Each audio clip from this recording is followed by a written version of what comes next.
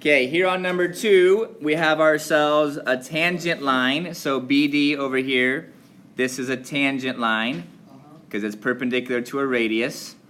And then here we have a secant line that goes all the way through the diameter. So this is a secant line that contains a diameter.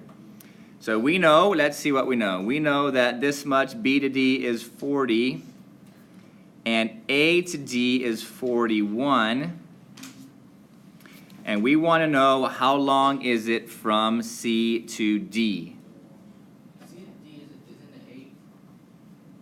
C to D is what we're looking for. So if I knew the radius, I could subtract the radius from 41, and then I would figure out what C to D is. And that's exactly what we're going to do. So I'm going to extend that. We're going to have a secant tangent ratio. So the secant tangent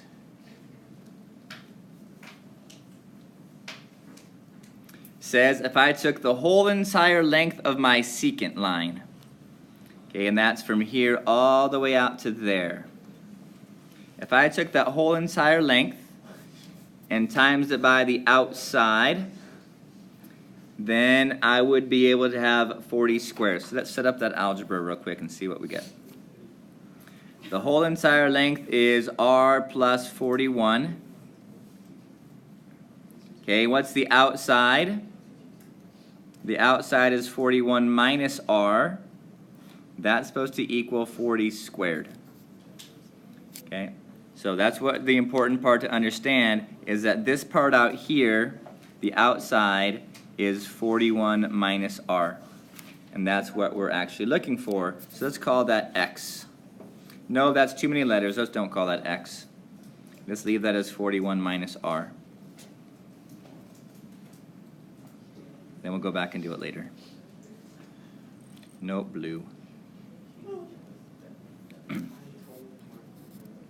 Okay, so let's do this. We're going to distribute and simplify.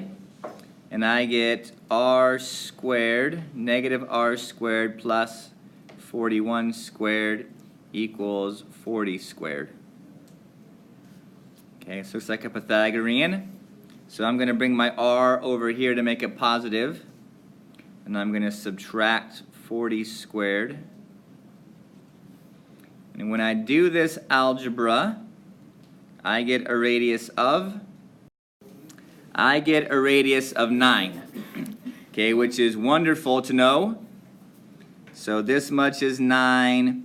This much is 9, this much is 9. So you're on number 4. Wait, so you square root 81, right? So 41 minus 9 is 32 units long.